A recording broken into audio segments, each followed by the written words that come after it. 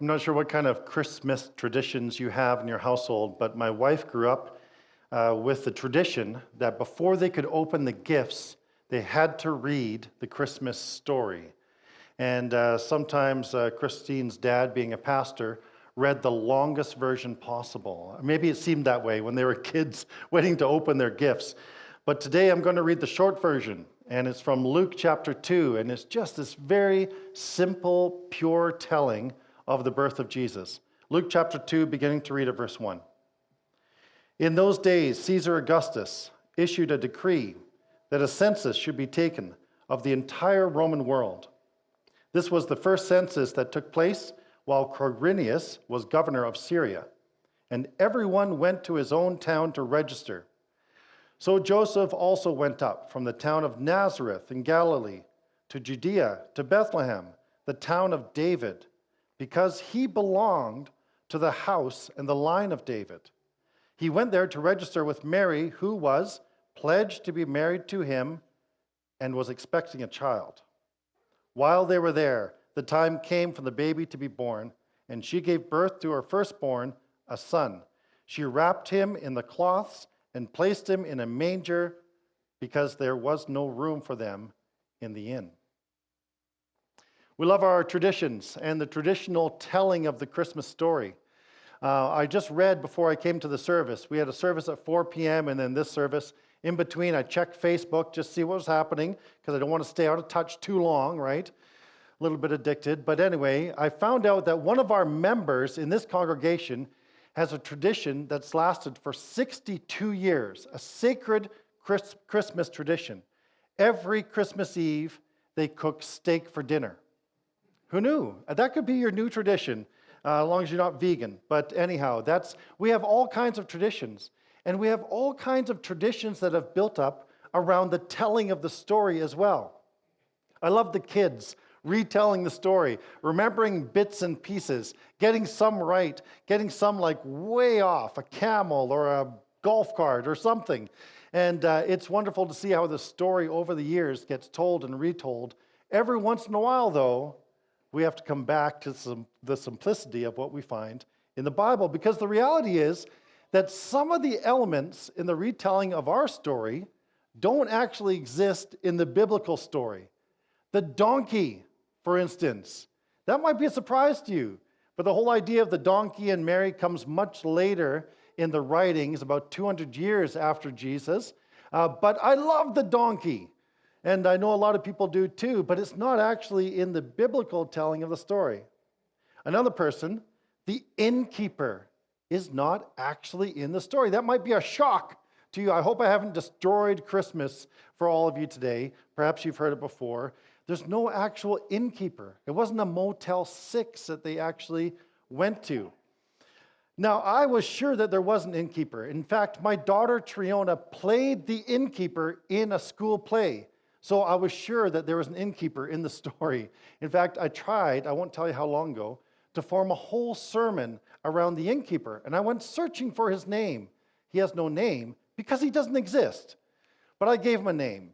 So his name is Fred. In case you ever want to look up the innkeeper, his name is Fred. No, the reality is that according to Luke and the simplicity of the gospel, Mary and Joseph went to Bethlehem. Why? Because it was his hometown. And when you go to your hometown, what do? You don't normally stay at a Hotel 6 or a Motel 6. You knock on a relative's door. And that's likely what happened with Mary and Joseph. They would have had relatives in town.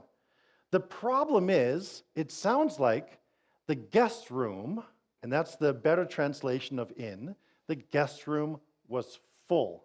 It was already occupied. There was no room for Mary and Joseph in the guest room. But The houses of the time had kind of three levels. The middle level was where the family slept.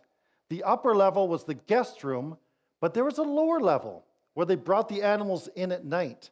And they didn't want to turn Mary and Joseph away, so what did they do? They kept them safe, actually, in the lower level because there was no room in the guest room. But it's interesting that Luke makes a point of saying that, doesn't he? He makes a point of saying this. She wrapped him in cloths and placed him in a manger because there was no guest room available for them. There was no room for Jesus, which makes me begin to wonder and ask the question, why? Why was there no room for Jesus? And so I'm going to give you three quick answers to that because every Baptist sermon has to have at least three answers. And so here's answer number one, and these are just sort of speculative and wondering and logic. Number one, and we've already said it, someone got there first, right? Someone beat them to the punch. The town was busy. Everybody was coming to register. And the guest room was busy and occupied because someone got there first. Reason number two, perhaps, nobody knew they were coming. They didn't book online. They didn't go to rsv.com like you had to get to the service tonight. There was no opportunity to tell them, hey, the most important event in the whole history of the world is about to happen. Can you spare us a room?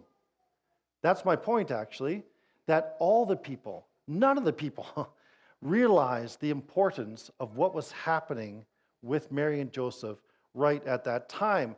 And so they didn't recognize that they needed to make room for Jesus. Or maybe, just maybe, there's a third reason. Maybe they were actually rejected. I mean, think about it. Mary, it was a bit of a scandal, wasn't it? She was betrothed to Joseph, and she gets pregnant during that time.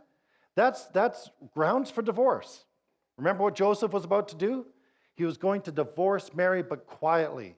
He didn't want to shame her, but he knew he had to divorce her until the angel comes along and says, no, take Mary to be your wife. But there's a bit of scandal around the story, and I wonder if some of the people in Joseph's hometown was like, we don't need that drama here. Don't bring that under our roof. And that might have been part of it. Or maybe it was because they were from Nazareth. Nazareth had a bit of a bad reputation, kind of like being from Winnipeg. I'm from Winnipeg, so that's okay. Maybe they were from a place like Nazareth, of course they were, but they had a bit of a reputation. Even in John's gospel, Nathanael says, can anything good come from Nazareth? And so maybe they were outright rejected. Whatever the reason was, here's the point that I think Luke is making, and this is the point that he's setting us up for.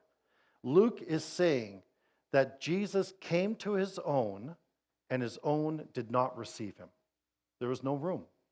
His own did not receive him. But there's also a lesson for us, I think, tonight. And the lesson kind of follows that same pattern as we think through it. I know this last year, 2 years, how long have we been in this COVID scenario? It seems like going on forever. And our lives have become a little more complicated, perhaps, a little more chaotic, a little more anxiety, a little more fracturing of relationships. And our lives are becoming more and more full of stuff. And maybe, just maybe, there's no room for Jesus. Maybe there's no room for faith. Maybe we've just lost the energy and the enthusiasm and the excitement to talk about the things of God or explore those things. Perhaps there's no room for Jesus at Christmas. And perhaps the reasons are something similar. Perhaps something is occupying our lives first. Perhaps something beat Jesus to the punch, so to speak, in our lives. Whether it's our ambition or anxiety, or maybe pain that we're carrying, or a pursuit of pleasure. For whatever reason, our lives are already occupied, and so there's no room for Jesus. Remember, Jesus tells the story of the farmer that goes out, scatters seed, and it falls on different kinds of soil. And there's some of the seed falls among the thorns. And this is what Jesus says is the meaning of that. He says, as the seed of the word of God is scattered, all too quickly the message of Jesus is crowded out by the worries of this life, the allure of wealth, the desire for other things, and so no fruit is produced. Is that us? That just the worries of life have crowded out our opportunity to reflect on Jesus. Or perhaps there's another reason. Perhaps we don't recognize the relevance or the importance of Jesus. Perhaps we've just kind of relegated Jesus to the margins or the sidelines. In Mark chapter 6, it talks about Jesus going back to his hometown, back to Nazareth. And as he gets there, he begins to teach in the synagogue. And some of his local boys, they come around and they see Jesus teaching. And they say, "What's he doing? Isn't this the carpenter? Isn't this Mary's son?"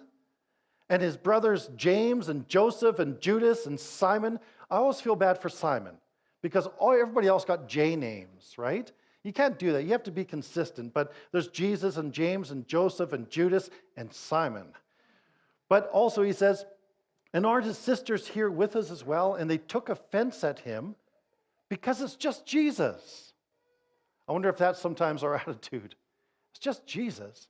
I mean, I'll get to it when I have time, or maybe when I'm older, or maybe when I see its relevance or importance. And so we make no room for Jesus because we don't see the relevance or importance. Or perhaps in the third instance, it's outright rejection. We've been there, done that. We've tried it, and it didn't work. Or maybe we say there's too many hypocrites in the church. I don't want to be part of that. Or perhaps we say, how can God be loving and yet allow so much suffering in the world? Have you ever asked that question? I have. I think God's big enough for us to ask those kind of questions. But we reject Jesus because of our pain, our confusion, or our anger. And so there's no room for Jesus. So what do we do with that? Well, in 1853, an artist by the name of William Holman Hunt, some of you have maybe seen this painting before or heard of this. He painted something he titled "The Light of the World," and it's a painting of Jesus standing at a door, and actually in his hand he's holding a lantern. And somebody said, out of curiosity, "There's no handle on the outside."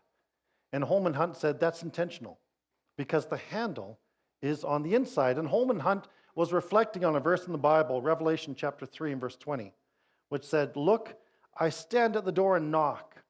If you hear my voice and open the door, I will come in and we will share a meal together as friends." That's the paradox of grace. Grace in this whole story is all about God, and yet God waits patiently for our response. We need to open the door. So will we make room for Jesus at Christmas during this time? I believe that the secret to receiving the gifts that we've been talking about all Advent season, the gift of hope and of joy and of peace and love, I believe the key to unlocking that is found in Jesus. And so I encourage us to make room for Jesus tonight. John chapter 1 says this, "He came to that which was his own, and his own did not receive him. Yet to all who did receive him, to those who believed in his name, he gave the power to become the children of God."